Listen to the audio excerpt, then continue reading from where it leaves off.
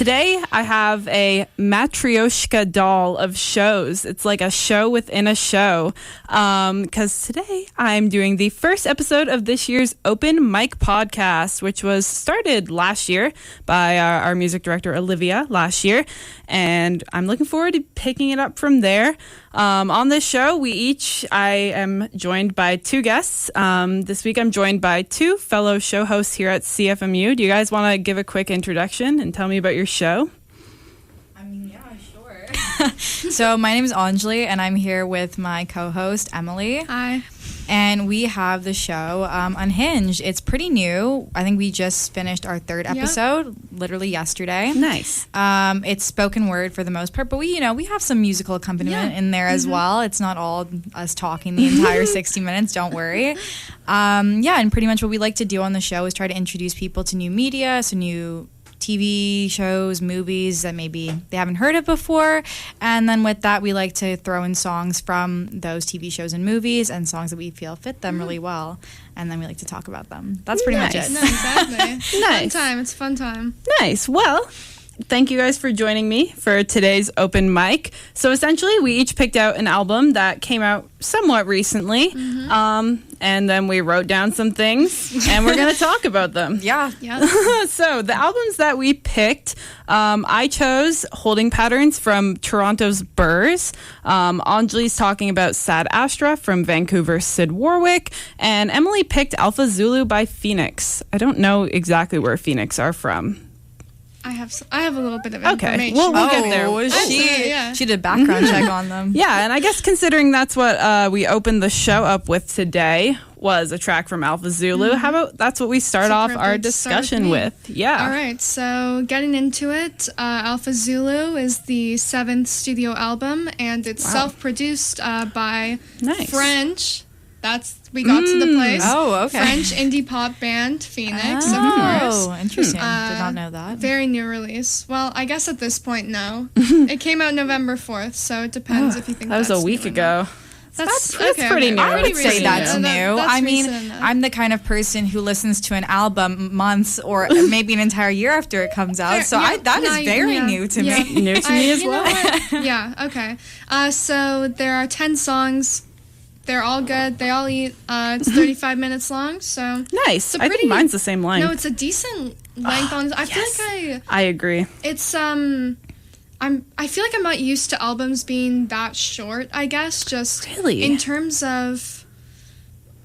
I don't know, like when I scroll down on the Spotify to look and at it says how like long the length, it is, I feel like it's always a lot longer. So I think that's like nice kind of surprise. perfect length in my opinion. Here's like 9-10 songs, 35-40 minutes is chef's kiss. Wonderful. I have to agree. I'm a big fan of short albums because I'm like, keep the best in, cut the tracks that are mid. You know, I don't want mean? any filler, nothing we don't need. Like do a proper listen through as well, and I don't think.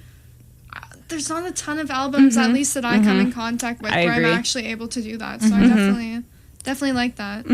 But I guess getting back into Phoneix, they've been around for over 20 years, actually. Yeah. Which oh, wow. I did not know, I'll be honest. But they do have a cool sound, and always a good time listening to them. So, I guess I should get into my favorites, perhaps. Let's hear it. Perhaps. I think that some of these might be hot takes, but we'll see. But, yeah, I'll do a little... The current most popular songs, based on Spotify stats, yes, I will plug my usage of Spotify really quick, are the leading single, Alpha Zulu, followed by Tonight, which,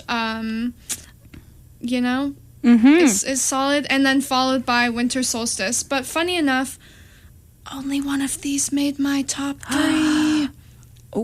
Controversial. Can I ask which one? Can I ask which one now? Is that being which one saved? actually made it? Yeah. Alpha Zulu made it. I'll get into maybe some thoughts about that in a second. I'll be honest, I'm surprised people like that song as much as they do. Alpha Zulu? Yeah, maybe that's you know what? She's getting into the hot takes. I haven't even gotten there yet. No, I'll let you break it down, and then I'll throw in my 2 cents. Well, my top 2 are sort of lesser known, or not lesser known, I would say, but lesser listened to. So my top one is actually All Eyes on Me, which is what opens I this did like show. that one, yeah. I really like that one. And I it's think- one that really grew on me the more I listened to it. At first I was Yeah, like, it kind of it's fell cool. into the mix, I think, Yep. the first listen. But then when we played it again for the show opening then, I was It's like, really this is good. good. This is good. Yep. So I just liked it on it's Spotify. a good sound. No, it has a good sound. It's has some French going on, appropriate for being a French band. Indeed. Perhaps. I guess So that real. adds up. Oui, I oui. guess. See, I find that interesting because I have the French in this song, but I did make a note that they brought up so many Canadian references throughout the album. I think it was season 2, the track season 2. They talked. There was a Niagara Falls line.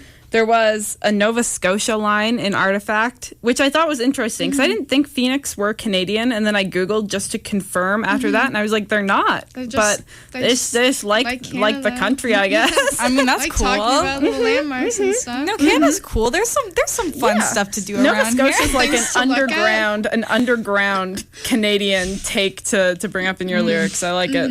Yeah, that was so. I think that's a strong first place in my opinion. I have to agree. I All I'm- agree. Okay, looks Yeah. like there's some agreeing here. Well, just before, I don't know if you're going to move on to a I different think- song, but I'm just to tie in, I guess, because I think my personal favorite, which I had learned prior, this is not an agreed upon take. No. I really like Tonight, the one that has Ezra Koenig from Vampire Weekend, which maybe it is just because I am a Vampire Weekend fan, and listening to that song with their two sounds combining is just so 2010s indie, which I really love. Okay, I really okay, love you that. know, I can appreciate that. It's a I can fair appreciate that. point. It's I a like good me some of combo. them It's a good songs. combo, yeah. Yeah, no, it is good. It is. That's the thing. The whole album is like strong. It's not like there's any big major flops or anything.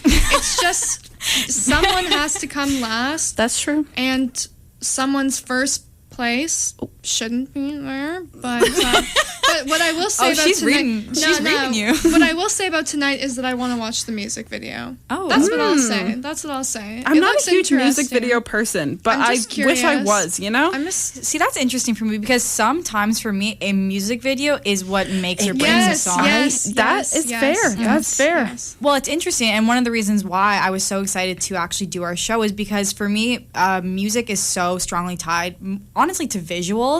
So when I'm watching a movie or a TV show, and the song that is accompanying a scene just does so much to enhance the scene, and then just goes so well, so that, like, I will forever then think of that scene when I listen to this song, which adds to my overall enjoyment of the That's song. Fair. Yep. That's fair. Yeah. It enhances the beautiful gown Ex- that it has on. No, exactly. I have to agree.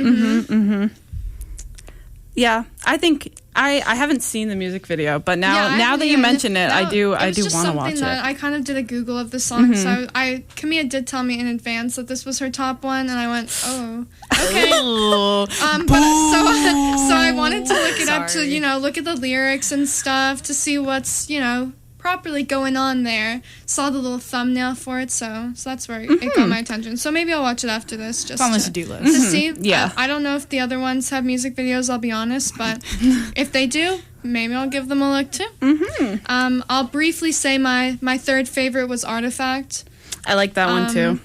And also a little bit of a hot take. I don't know if it's a hot take or not, but All Eyes on Me has almost 200,000 listens, and then Artifact has, I think, Almost 200 300,000. Oh. 280,000. Oh man! Ish. Okay, it's gone up since I last checked. Oh, That's wow. very interesting. That was solely me. Just Yeah, no, yeah, you were trying to throw off my little ditty I am talking about right here.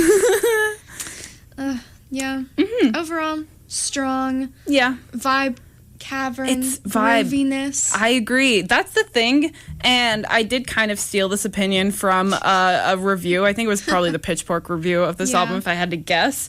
But I think when it comes to, even when I listen to this kind of vibe of indie music, it's not necessarily lyrics are the first thing I'm really looking for, but rather not necessarily an afterthought per se, but just not sort of the main thing that I'm using to sort of quantify how I like the song.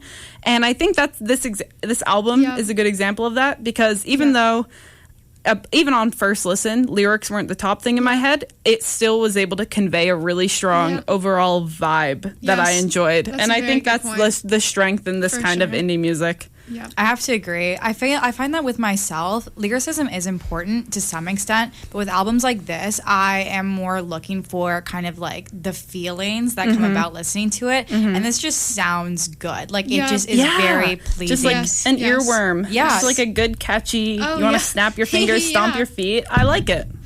No, and it's great because it's like I don't necessarily have to be like really focused on like what is being said. I can kind of just turn my brain off and just enjoy it. Enjoy it, which is so great. Exactly. Yeah, I think that kind of sets this album a little bit apart from the other ones that we've sort of picked out, because I think we have some pretty strong emotion heavy indie music that's like sort of. I feel like I kind of need to turn my brain on when I listen to it, not necessarily for active listening to lyrics or anything per se, but just because of how emotionally driven they are. Whereas this one's just like it's a vibe. The vocals are very strong as well, so I think that makes you sort of listen to them more as well.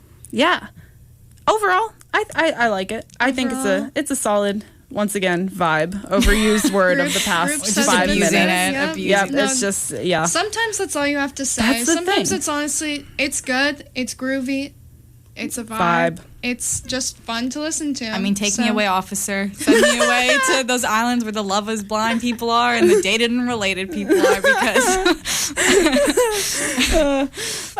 So I think we can move on to our next one now, which is from Vancouver's Sid Warwick. This is the album Sad Astra, or the EP rather, which I did think was kind of funny, because even though it's an EP, only 6 tracks, it's quite similar in length to the full LPs we looked at. It's about 25 minutes. Which, long songs, but like lengthy songs. Got a lot to say. I really like this album. When I first got sent it here to the music email, I think it was compared to Mitski in the title. Yes, which I get. With that. I get it a lot. I do, however, think that because Mitski's kind of taken off in like the past few years, TikTok, that I think that's almost become like a default compliment for a lot of female indie artists, which I don't think is inherently negative. Mitski's great. Not, but I think that there's a lot of other influences and things that kind of sets her apart from Mitski. I would actually compare it to Waze Blood, who I, in this past year, became a really big fan of. And I found when I was listening to this EP, it was very reminiscent of Titanic Rising. Yes, for me. I agree with that. I agree. I do think that that's more of an astute comparison than Mitski. There we go. In my opinion. I think it's just some other artists that I had written down. I think Angel Olsen, also kind of the spacey indie sound that I really like, and I think that was also in like the email initially. And I don't think that any of these comparisons are necessarily wrong or not justified, but I think that there's a little more delving into it that we can get. And I do think that even in terms of genre, that this album itself is quite unique. There's some variety there that I really like to see. Yeah, no, absolutely. There are quite a few things that I really appreciated about this album. For one, the length. I love short albums. It's an EP, so it does make sense. But I also really like and I'm a sucker for this quality, but I really like the whimsical quality that this album has, or EP. I apologize. And I would say that it's very aptly or appropriately named. It does have a sort of sad, melancholic energy to it, which is very nice. And actually, I was listening to while walking to campus today, and it was kind of raining and like overcast. And like, I'm not gonna lie, it was really it was perfect. Yeah, no, it really was just everything felt correct. It's like sometimes you just need a song that really captures. What's that English phenomenon where like the weather reflects your mood or something? I know what you're talking about. We always talk about this. I feel like is it something apathy? Is it it's something like fallacy? that. Is it pathetic fallacy? We're not English majors, y'all. No, but it was like that where I felt like the weather was really reflecting the music. Pathetic fallacy, I would like to just say. Yeah, and vice versa. And good job with that one, Emily. Thank you, everyone. Good that Googling. was me. Props to you, Mama. I thought before I Googled it, I'd have you know. Yeah. I think in terms of my personal favorite track from this one is Moonkin. I really like the little vocal thing where she goes, tomorrow. That's the first time I've ever sang on air. That was beautiful. Thank you. Here's the thing. I find that the entire album EP, I'm sorry, y'all, lock me up. Like, I do find the album to be... Yep. You know, same difference. Same difference. To be very cohesive. So honestly, it was really difficult for me to think of one that stood out because I find that all the songs just really blend into each other. I agree, and I think that that's what I like is that even though it is technically an EP in like length, it's really well fleshed out as like a total cohesive sound, like you mentioned. Yeah, no, absolutely. And I'd have to say I do disagree. Obviously, we can all have our favorites.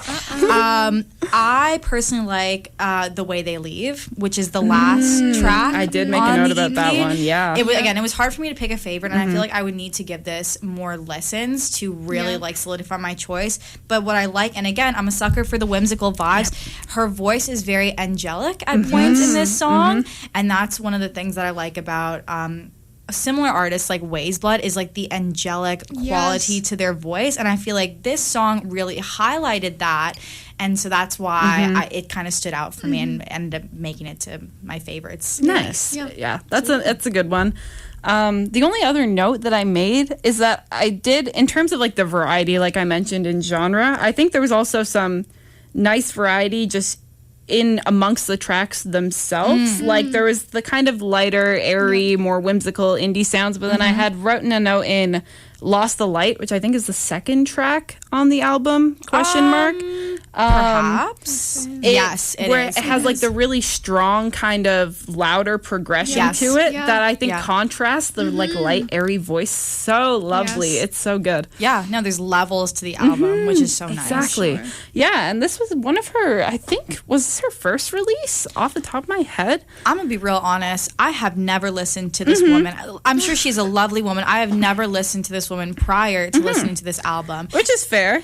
But, you know, hey. Yeah, this was her first full release. There was a few singles from this album that were released prior, but this is like the first proper release. Well, this is a solid start. I'm going to be honest. I agree. Strong start. Which is the same for our last album, the one that I picked today. Was also the debut LP from Burs, which is, I think, is like incredible. They're from Toronto.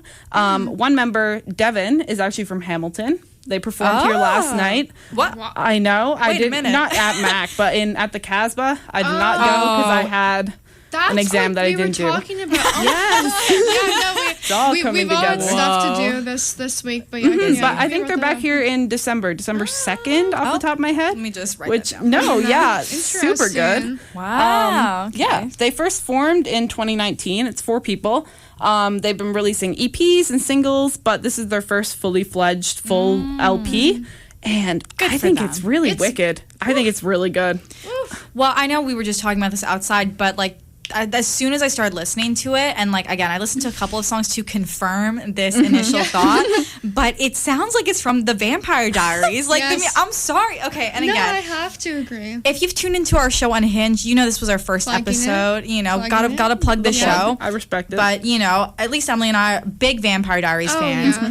Especially the early seasons, and a big part of that is because it has the 2000s kind of edgy vibe to it, and the music kind of fits in with that. And I have to say, this album really sounded like you could have just pulled it straight from the first season. I was put it in. Oh, it was great. I loved it. And again, transported me right back to all the good feelings I have when I watch that show. And that's what good music does. So great. Very good. Yeah. And similar to Onjoli, I sort of wrote down, I guess, what it reminded me of. And if you're familiar with McMaster Campus, it sort of reminds me of this one little path sort of by the forest, and sort of especially when you walk that at night, you're sort of walking. You're walking back to your residence after being at Thode till like 2 a.m. And you're just going. But then there are some deers or something, so then that's sort of how the album really I get that's the feel. No, I get understand. That's well if you said. know, you know. If you know, you know. And I wish I could do a better job explaining it, but No, it's just that the was- right. we get it. The We get vibes. it. I'll say the vibes to nighttime, them. wintry, No, fall. exactly. I liked your use, Onjoli, of the word edgy because it wasn't the first that really came to mind, but I think it is quite fitting. Oh, yeah. Especially for it's really a lot of variety. Once again, in this album, they have a few tracks that are kind of more folky, some that more tie into alt rock, alt indie, and then even more ambient kind of dream poppy shoegazy sound. But I think that's kind of carried throughout is there's a little bit of edge to it, which I really like. Which is good. I really like. I don't know if you're familiar with Bat for Lashes, but I think so. yeah, the singing, it was very reminiscent of that. And again, they were interesting. featured a lot in the Vampire Diaries, Oh, so maybe that's why. There it is. That's why I don't I'm know. sorry. Again, lock me up, but I really enjoyed that. And again, it does kind of have that kind of edgy indie vibe to it, which is unique and nice, and I can literally listen to any day. Yep. I think, there's so many notes that I made on this one just because of how much I enjoy it. In terms of the tracks in particular, I like how the opening track is kind of a little bit different. It's a little noisy, almost like shoegazy at points, which I think is fun. Really distorted and filtered guitars, which I think really contrast nicely when you put light vocals. There's nothing I love more than a little bit of contrast like that. I really enjoy. In terms of my personal favorite tracks, I liked Lily a lot. It's one of the singles, which I think for good reason. It's really driven kind of alt rock that I really enjoy. Strong indie. It's been stuck in my head for weeks now. I also really liked Hunger. That one has the more Very ambient dream poppy sound, which is, it's so good. But I think my favorite track on this one by far has to be Hard Love. I have to the agree. penultimate one. I have to agree. Those three, I just had a chill go through my body because of how much I really like that song. It's so good. It's 6 minutes long. It's a bit of a trip, and then the end kind of devolves into the sort of screaming, almost noise, and then a kind of droning outro, which that conclusion of the song in particular kind of reminds me of Phoebe Bridgers' Punisher, the song I Know the End, where at the end they all just start screams and noise, which I love. I just love a kind of mellow sound that devolves into throw a little twist into there. Exactly.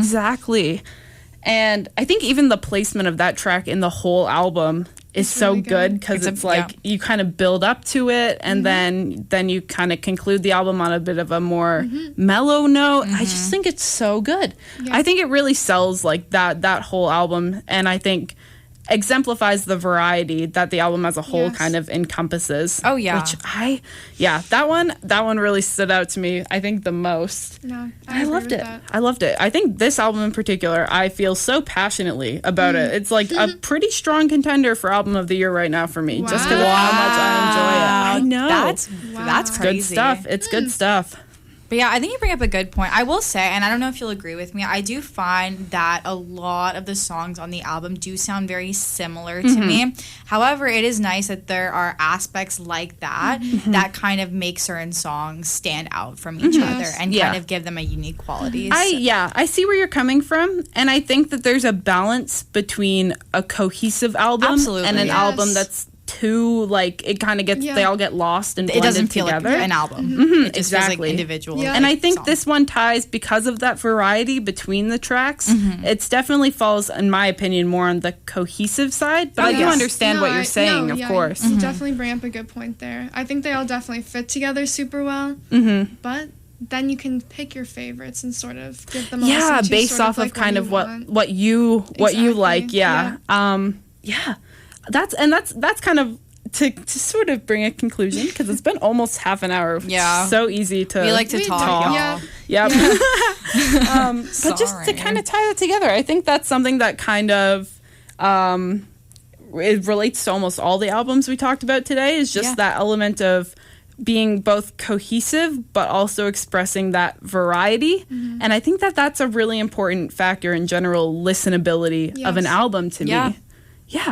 I have to agree. What a great note to end on. Exactly. No, I think that's cohesivity. It ties it all together. It's Vibe. just something. Vibe. Something all I of hate our to say it, albums y'all, have. but vibe. Vibe cavern tracks. Exactly. Perhaps. Exactly. Absolutely. So that brings us to the end-ish of this episode of Open Mic. Thank you guys for joining me. I've had a lot of fun just chatting about albums, and it's been lovely to have you guys here in the booth with me today. Yeah. You can go to cfmu.ca to check out these albums. Both Holding Patterns by Burs as well as Sad Astra by Sid Warwick are in our top 5 right now. So clearly the folks around here at CFMU have been enjoying these LPs as well. Good taste. Thank you guys. Thank you for having us. And to close it out, I'm going to play, I think, the song that we had the most cohesive, there it is again, the most cohesive opinion between the three of us on, which is Hard Love by Burs.